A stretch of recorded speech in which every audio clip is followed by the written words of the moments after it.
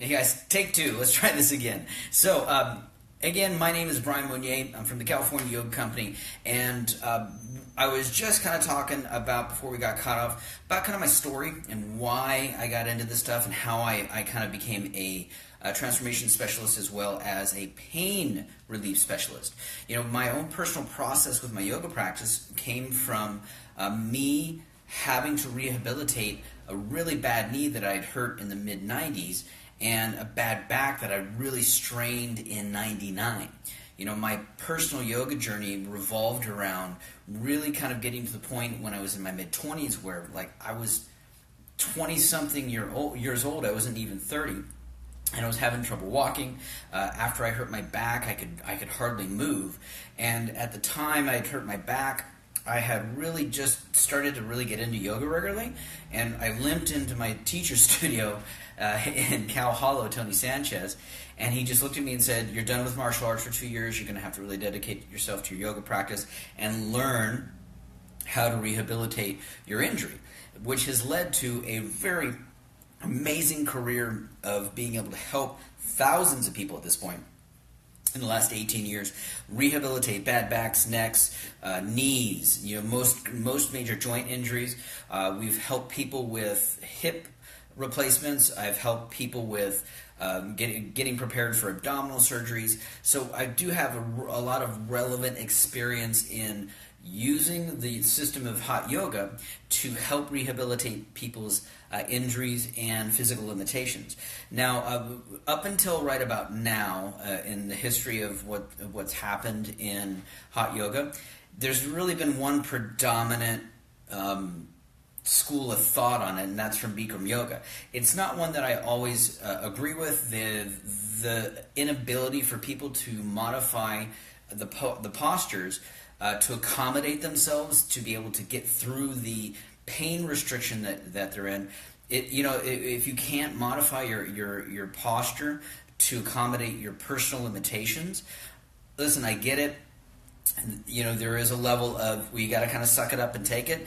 But when somebody's got a bad ACL, bad meniscus, when they've got a very strained hip, if they have a labial tear in their hip, if they've got a herniated disc in their lower spine, it is far more effective to approach the posture from a way that is joint stable and safe for the body. Which means you just have to have a couple of different guidelines. So today we're going to go over those. And this video is going to be for anybody who's struggling with an injury or any of the hot yoga teachers who want to know more about how to lead their students into a safer way of doing the postures.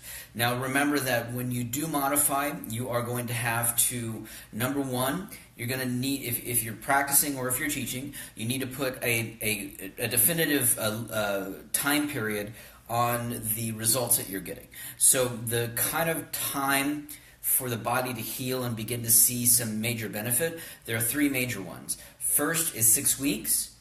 Next is 12 weeks, which is 90 days. And then the third one is about 6 months. So within that time period, if you have been doing modification and you aren't seeing, especially by 6 months, and you aren't seeing any kind of drastic change in the pain level, in the ability for whatever is causing the restriction to hurt, or you don't see some kind of slow slope of improvement, then the modification is inappropriate for your condition, and you have to figure out some other modification, some other way of doing the posture that's going to get you results. Because when it comes to modification, it is very true, you do not want to get on training wheels forever.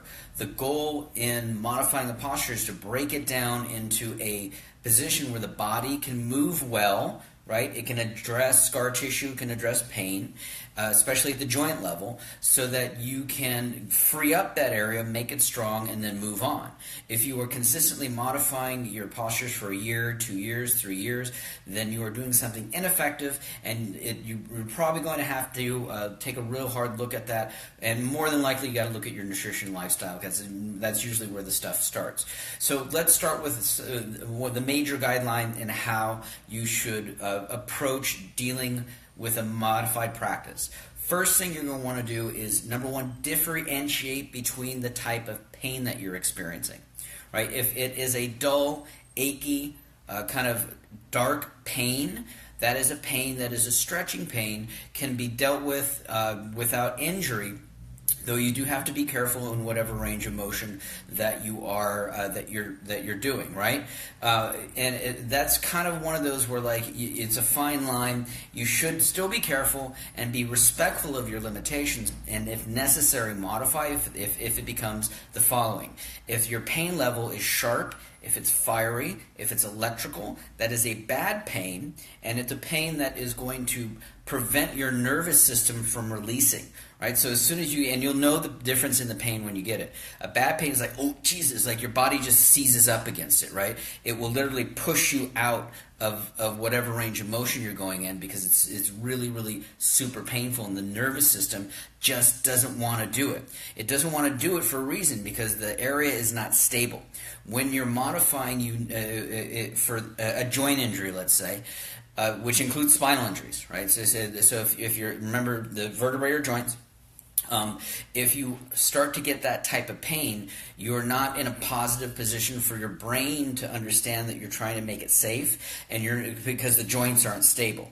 So the next most effective way to do that is to adjust your posture is, number one, decrease range of motion, and number two, decrease weight load.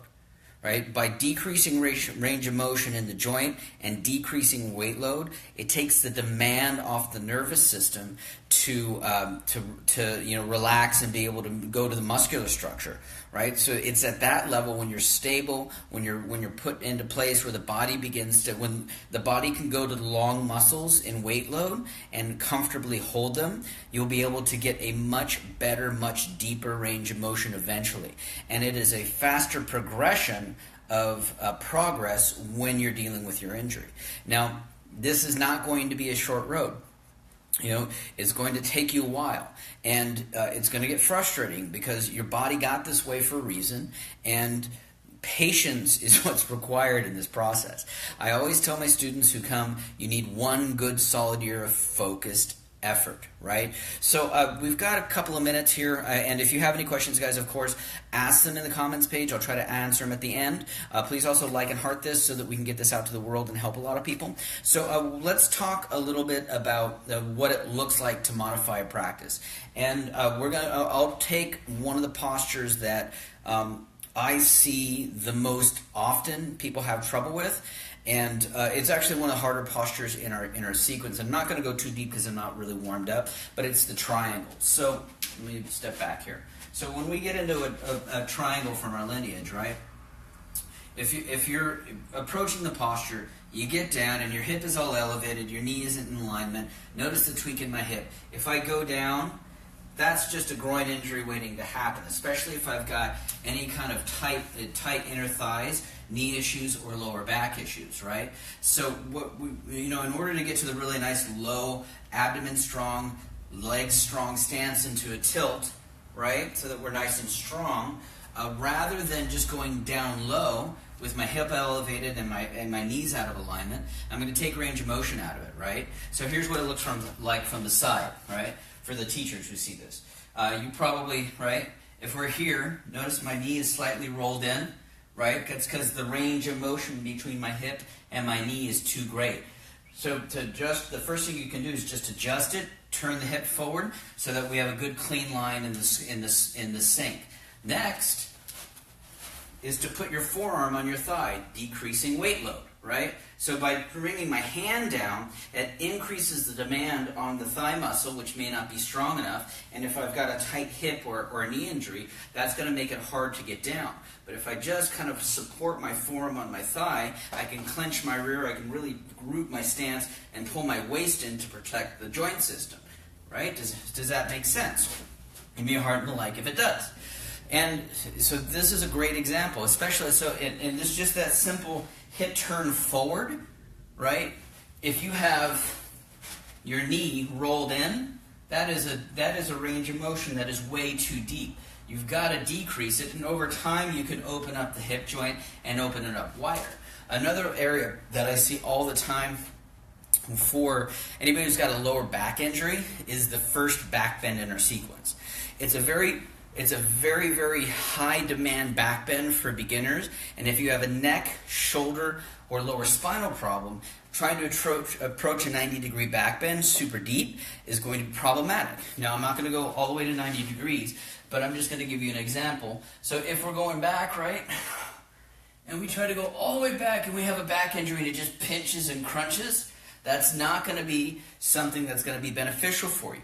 It's far more effective to put your hands on your back and squeeze your back so that I'm safe and stable. And as I roll back, my stomach can stretch, my abdomen will get stronger, the lower spine will get stronger. But notice what we're doing.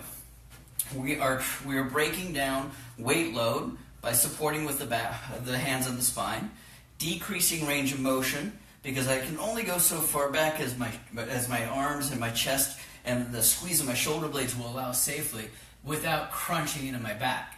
Now, also, when you are creating modifications for yourself during a practice, you want to modify to the range of motion as much, or simulate the range of motion as much as possible.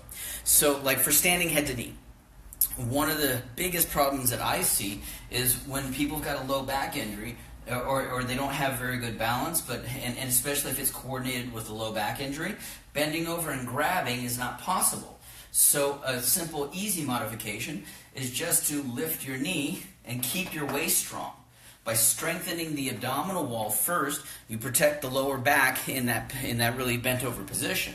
And this will still give you the balance challenge, right, of the standing head to knee at a very rudimentary level. But what we're doing, right, we're simulating the range of motion of the very first step and strengthening the waist, the core, the standing leg appropriately, so that in a very short amount of time, usually within 6 months, you can bend over and grab your foot, take the next step, stand up, and kick out.